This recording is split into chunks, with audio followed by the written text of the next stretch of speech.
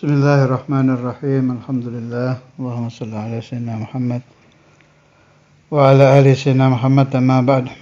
Al-hadithu thalitha ashar. Hadis 13. An Abi Hamzah Sayyidina Anas bin Malik radhiyallahu ta'ala anhu khadimi Rasulillah sallallahu alaihi wasallam qala. Dari Sayyidina Anas bin Malik,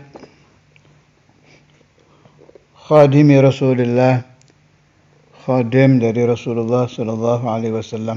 Ini dalil bahwa khidmatul ulama wal auliya itu ada dasarnya.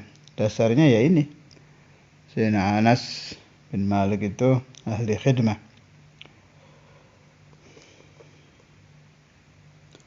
Ceritanya,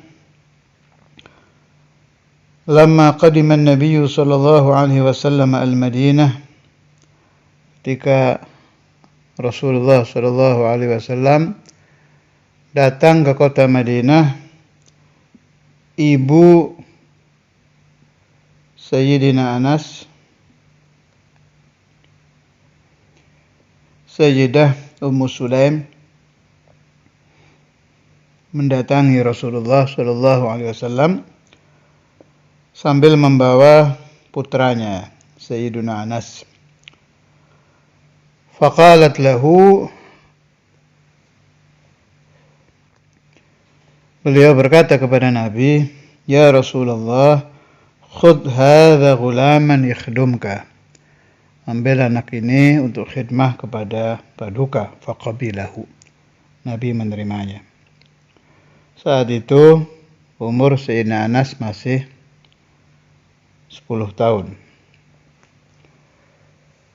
Dan Sayyidina Anas terus berkhidmah kepada Nabi sampai Rasulullah sallallahu alaihi wasallam wafat. Wa huwa anhu radhi. Rasulullah wafat dalam keadaan ridha kepada Sayyidina Anas. Masa khidmah Sayyidina Anas sama dengan umur beliau ketika pertama kali datang ke Nabi. Beliau umur 10 tahun, masa khidmahnya juga 10 tahun. Karena itu, beliau termasuk sahabat yang banyak meriwayatkan hadis dari Rasulullah sallallahu alaihi wasallam, termasuk minal mukthirin. An Abi Hamzah Anas bin Malik radhiyallahu ta'ala anhu khadimi Rasulillah sallallahu alaihi wasallam qala, qala Rasulullah sallallahu alaihi wasallam, la yu'minu ahadukum hatta yuhibba li akhihi ma yuhibbu li nafsihi. Rawahul Bukhari wa Muslim. Hadis ini lumayan sering dipakai di ceramah-ceramah oleh para asatir, para khutbah. La yu'minu, tidak sempurna iman, ahadukum, salah satu kalian, hatta yuhibba, sehingga dia mencintai, li akhihi, perhatikan ada lamnya ya, bukan yuhibba akhahu, tapi yuhibba li akhihi, ada lamnya, sehingga dia mencintai, suka untuk saudaranya, ma, barang, apa-apa, yuhibbu, yang dia suka, li nafsihi, untuk dirinya sendiri. Jadi jangan diartikan begini, tidak sempurna iman ahadukum, salah satu kalian, sehingga dia mencintai saudaranya seperti mencintai dirinya. Bukan ke sana ini larinya hadis ini. Perhatikan, ada li akhihi, ada ma. Tidak sempurna iman salah satu kalian sehingga senang untuk saudaranya, ma, barang, itu apa? Sesuatu. Artinya kalau kita punya rumah, kita ingin saudara kita juga punya rumah seperti kita. Ini hadis lagi bahas jangan egois gitu loh. Jadi ada apapun yang kita punya, kita ingin saudara kita sesama muslim juga punya itu, baik masalah duniawi atau ukhrawi. Kita umpama masalah akhirat ini ya, dapat futuh. Allahumma ja'alna min ahlil futuh wa iyyakum. Kita ingin saudara kita juga dapat futuh gitu. Umpama kita mimpi Rasulullah SAW. Kita ingin saudara kita juga mimpi Nabi, itu ke sana larinya. Bukan berarti kita tidak boleh mencintai atau tidak ada perintah dari Nabi untuk mencintai jami'il muslimin. Bukan, itu juga iya, tapi itu pembahasan lain. Kalau hadis ini sedang membahas tidak boleh egois ini. La yu'minu ahadukum hatta yuhibba li, ada linya, akhihi ma yuhibbu li nafsihi. Rawahul Bukhari wa Muslim, meriwayatkan kepada hadis ini Al-Imam Bukhari wa Muslim. Tambahan pembahasan tentang hadis ini. Qala al-Imamul Jalil, ini diriwayatkan Al-Imam Nawawi di Sahih Muslim. Abu Muhammad Abdullah bin Abi Zaid, Imamul Malikiyah bil Maghrib fi zamanih.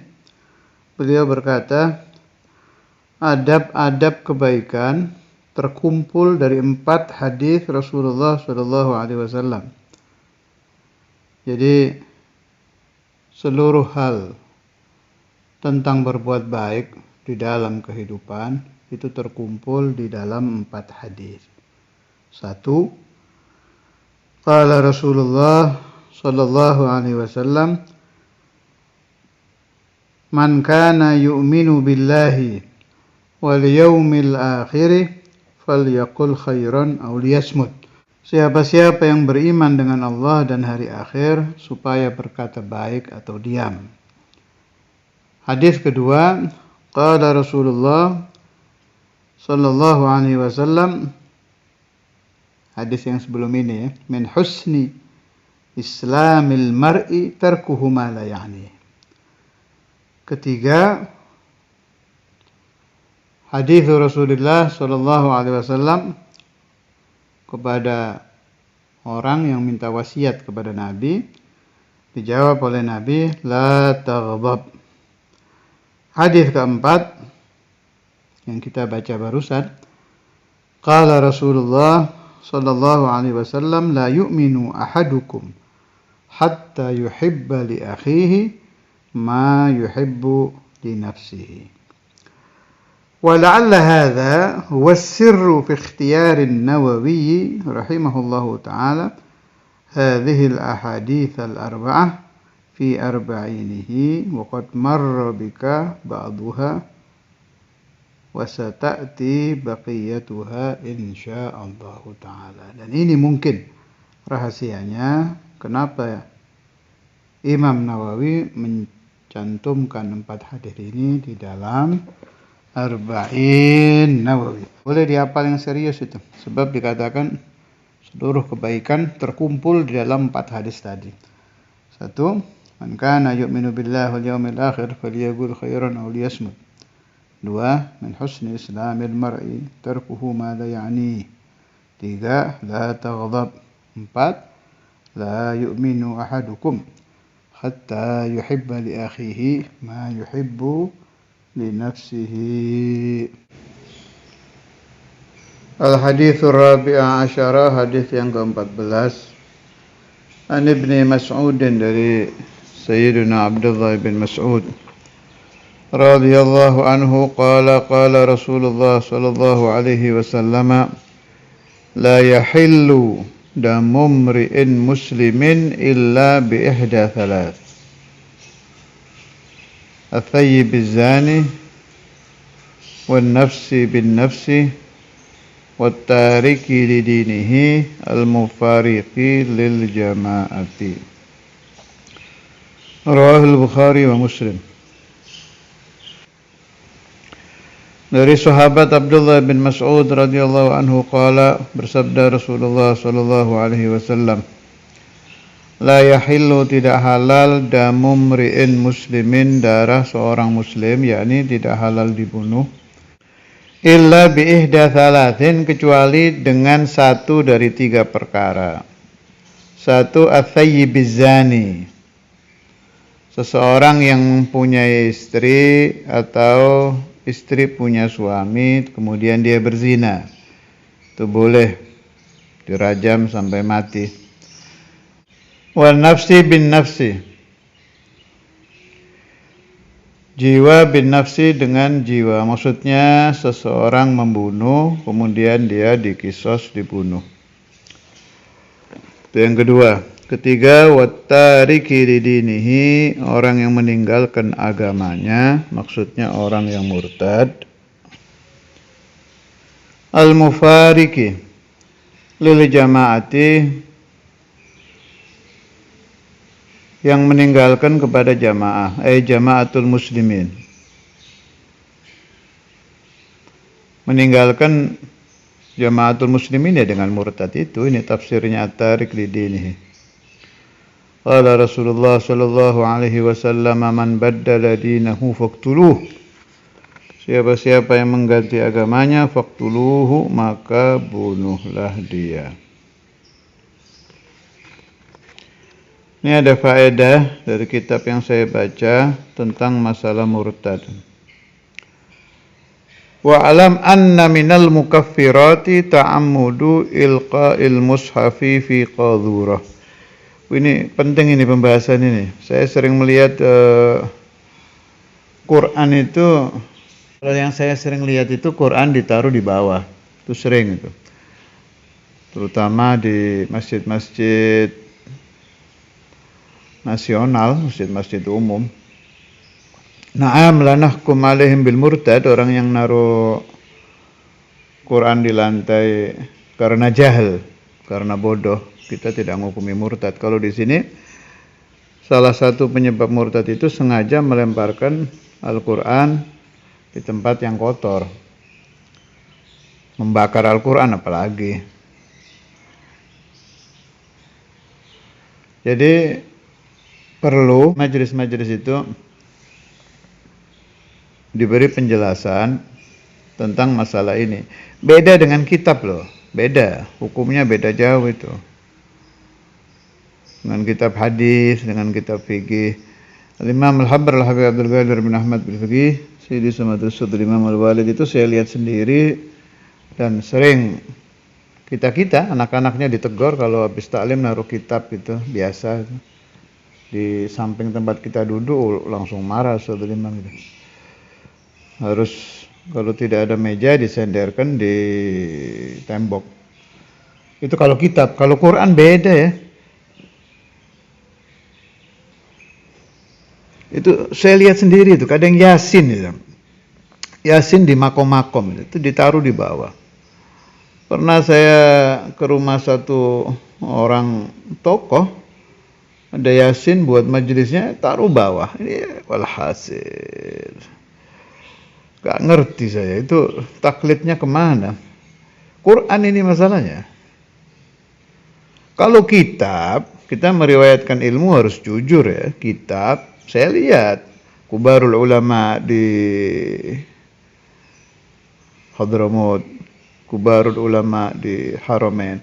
Kadang naruh kitab beliau duduk ditaruh di sebelahnya, itu memang saya lihat dan saya la ungkir alaihim li'annahum kubarul ulama, meskipun saya tidak seprinsip. Saya ikut imamen ke kitab luar biasa ihtiramnya. Artinya berarti ada yang membolehkan kan, enggak mungkin ulama naruh kitab sembarangan di bawah kalau tidak ada yang membolehkan. Tapi kalau Quran khalas, enggak ada ulama manapun yang membolehkan Quran ditaruh bawah itu. Ulama hak ya, kecuali ulama batil. Kalamullah ini. Imam Ahmad bin Hanbal bela-bela Quran sampai kayak gitu, ceritanya kan terkenal itu. Ya Allah. Jadi yang punya majelis, khotib-khotib, tolong diperhatikan masalah penghormatan kepada Al-Quran, terutama di makom-makom itu loh, di makom-makom wali itu. Sering saya lihat itu. Kadang Yasin, kadang Quran besar itu. Sama di masjid-masjid nasional. Iya, itu habis baca taruh di sebelahnya aja. Wala haula wala quwata illa billah. Allahumma 'allimil muslimin. Wahdil muslimin warsyudil muslimin.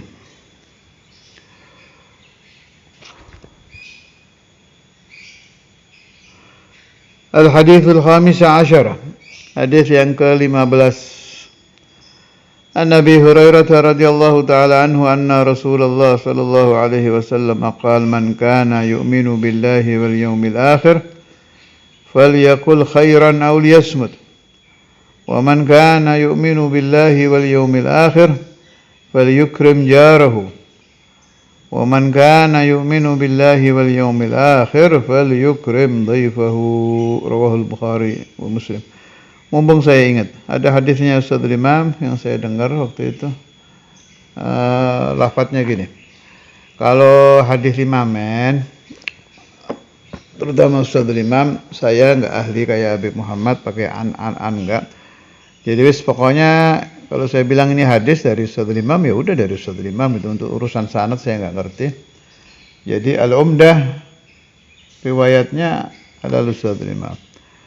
Ini yang saya hafal. Qala Rasulullah sallallahu alaihi wasallam, wallahi la yu'min, wallahi la yu'min, wallahi la yu'min man lam yukrim dhaifahu. Lafadznya gitu. Terus kalau yang ini, qala Rasulullah sallallahu alaihi wasallam dari Saudara Imam juga. Man kana yu'minu billahi wal yawmil akhir falyaqul khairan aw liyasmut. Ada tambahan wa fi riwayatin aw liyaskut gitu. Wa ziyadatur riwayah. Itu boleh santri-santri dibiasakan ya. Santri-santri Darul Hadis Ribatul Rahmah. Kalau ngapal hadis pakai 2 gitu. Itu bagus itu. Apa faedahnya? Menambah nur fil qalb. Menambah nurul hifz. Belum lagi barokah para perawi-perawi. Sebab kalau sudah wafi riwayatin, perawinya kan beda, berkahnya beda lagi itu. Maksud saya gini, umpama kalian hafal hadis, man kana yu'minu billahi wal yawmil akhir falyaqul khairan aw liyasmut, kan segitu aja. Boleh wafi riwayatinnya dihafal, wafi riwayatin aw liyaskut gitu. Berarti lafadznya man kana yu'minu billahi wal yawmil akhir falyaqul khairan aw liyaskut. Nah, maknanya sama, tapi barokahnya beda, nurnya beda gitu. Kayak hadis apa satunya itu? Hadis Syam dari Saudara Imam juga ini. Qala Rasulullah sallallahu alaihi wasallam, apa itu agak lupa saya awalnya. Idza fasada ahlu Syami fala khaira fikum la tazalu ta'ifatun min ummati mansurina la yadurruhum man khadalahum hatta taqumas sa'ah. Kata Saudara Imam, Taifah ay ahlul hadis. Itu menurut sebagian riwayat ya. Ahlul hadis ada nanti tafsiran-tafsiran macam-macam. Kita terangkan di babnya. Nah, hadis itu la yadurruhum man khadalahum hatta taqumas sa'ah. Wa fi riwayatin la yadurruhum man khalafahum hatta ya'tiya amrullah. Idza fasada ahlu syami fala khaira fikum la tazalu ta'ifatun min ummati mansurina la yadurruhum man khadalahum kan. Wa fi riwayah man khalafahum hatta ya'tiya amrullah. Makna wahid. Cuma alladzi dzuktu ana, yang saya rasakan ya. Kalau kita setiap satu hadis pakai wa fi riwayah itu ada enak gitu di hati itu. Tambah nurul hifzi.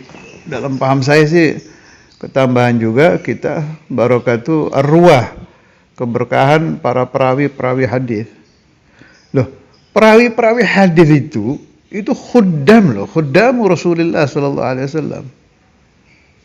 Wa ahlul khidmah pasti mendapat sir daripada beliau yang si orang itu khidmah dari gurunya.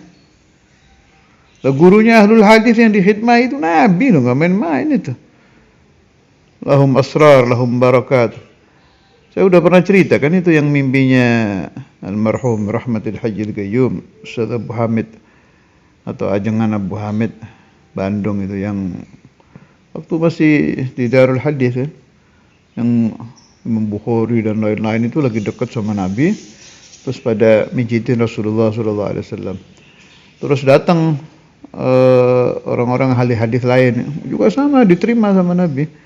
Akhirnya mereka mengeluh, ya Rasulullah hadis saya didhaifkan, ya Rasulullah hadis saya dibilang dhaif.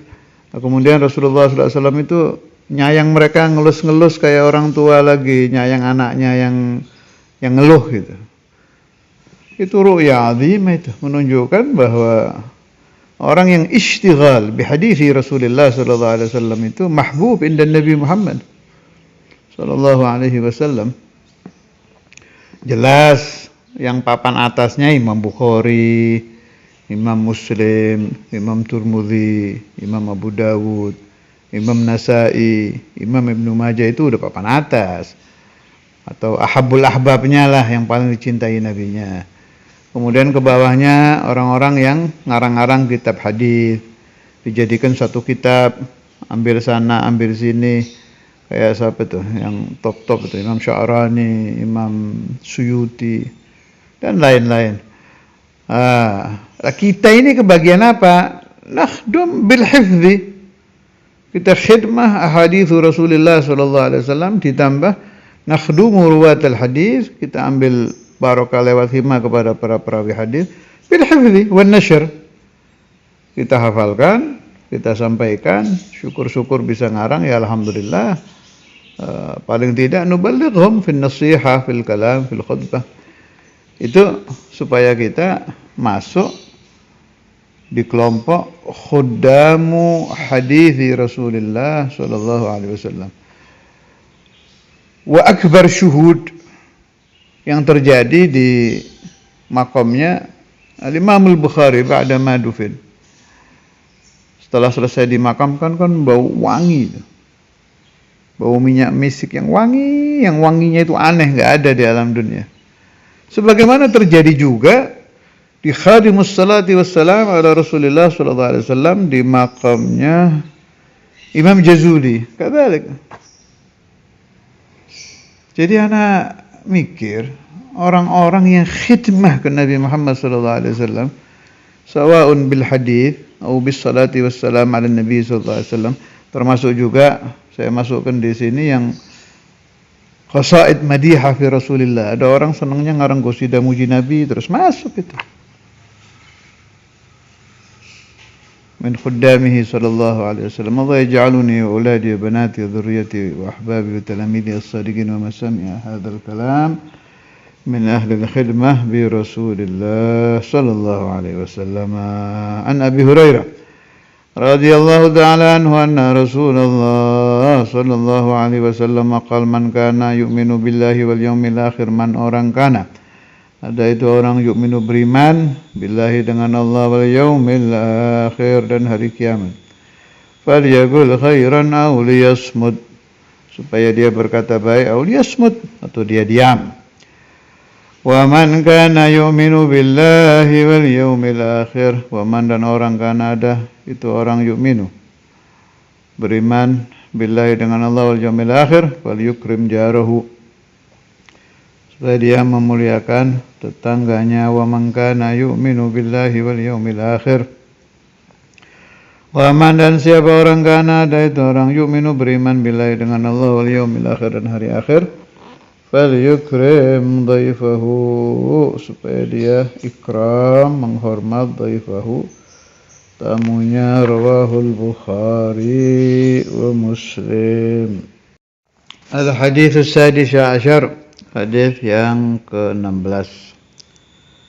An Abi Hurairah radhiyallahu anhu, dari Sayyidina Abdurrahman bin Sakhr Abu Hurairah radhiyallahu anhu, anna rajulan, sesungguhnya seorang laki-laki, qala lin Nabi sallallahu alaihi wasallam, berkata kepada Rasulullah sallallahu alaihi wasallam, ausini, berilah aku wasiat. Qala la taghdab, janganlah engkau marah. Faraddada miraran, kemudian itu orang mengulang-ulang minta wasiat. Qala la taghdab, janganlah engkau marah. Itu katanya Rasulullah SAW melihat tanda-tanda marah dari wajah itu orang. Karena itu wasiatnya la taghdab. Nah, makna hadis bagaimana? Kalau saya sih punya paham Rasulullah Sayyidul Mukasyifin, khalas. Kalau tahu ini orang penyakitnya marah, ya wasiatnya la taghdab. Kalau yang datang orang ahli dusta, ya pasti wasiatnya Rasulullah SAW la takdzib. Kalau yang datang orang yang punya penyakitnya kikir, ya pasti wasiatnya la tabkhal, gitulah. Jadi An-Nabi itu Al-Mustafa Al-Murabbi, pendidik ya. Adrakna masyayikhana, banyak yang seperti itu. Wa ajalluhum Sayyidina Maulana Al-Walid Al-Habib Abdullah bin Abdul Qadir Al-Fiqih. Itu udah pernah saya ceritakan ya, saya ulang lagi maknanya ya. Kalau didatangi orang yang minta pesan, minta nasihat, minta wasiat, itu pas. Yang saya sering cerita itu, soalnya itu kenalan saya, ya min ashabi, teman, ashabi makna teman, bukan murid, teman saya. Lama ndak ke Darul Hadis, udah alumni. Akhirnya ila Ustadzul Imam, saya tahu, saya kenal dia, kekurangannya saya paham. Jadi dia kurang rajin, kalau baca kitabnya kurang rajin. Ibadahnya juga kurang rajin. Makanya waktu minta nasihat, minta pesan, minta wasiat, Ustadzul Imam mengeluarkan hadis gini. Qala Rasulullah SAW, itu anak kan minta doa juga itu. Yang mulia bilang gini hadisnya itu. Utlubid du'a wa 'alaika bi ijhadi nafsik, faman lam yujhid falaysa bimu'min, gitu. Mintalah kamu doa, kata Nabi, wa 'alaika bi ijhadi nafsik, lawan hawa nafsumu. Ya Allah, saya ada di situ, saya itu, masya Allah, mukasyif Ustadzul Imam ini. Saya baru ngobrol panjang kan sama ini anak nih. Jadi tahu saya kehidupannya kayak apa, kekurangannya kayak apa. Gitu. Memang kurang rajin fi talabil ilmi wa fil ibadah. Waman lam yujhid apa waman lam yujhid gitu. Lupa saya fa sama wanya, kurang lebih. Dia ada sih, saya catat di buku saya itu. Waman lam yujhid falaysa bimumin. Asyahid fil qissah, Wurrathu Rasulullah sallallahu alaihi wasallam, khulafa'u Rasulullah sallallahu alaihi wasallam, mereka mewarisi dari Nabi. Kalau ada orang datang minta wasiat, minta nasihat, itu pas gitu, sesuai dengan penyakitnya. Katabibil hadzik, seperti dokter yang pintar, al-mahir, yasifud dawa, yang bikinkan resep. Cuma kalau dokter kan pakai nanya apa keluhannya, baru dicatat, baru ngasih obat. An-Nabi SAW wa khulafa'u ini yang ketetesan barokahnya Nabi itu nggak pakai diterangkan, tahu sudah ini penyakitnya ini, berarti dikasihnya ini. Tinggal al-mansuh, orang yang diberi nasihat tadi, ya amal au ma ya amal, terserah dia. Tapi tugasnya si al-murabbi sudah selesai. Udah ngasih resep, ente pingin sembuh ya ente minum. Ini resep ente taruh ke ente amalkan, ya ente tetap sakit. Nasallallahu as-salamah wa taufiq wal hidayah lana wa lakum, wa sallallahu ala sayyidina Maulana Muhammad wa lil ahbab wa ala alihi wa sahbihi wa sallam. Alhamdulillah rabbil alamin.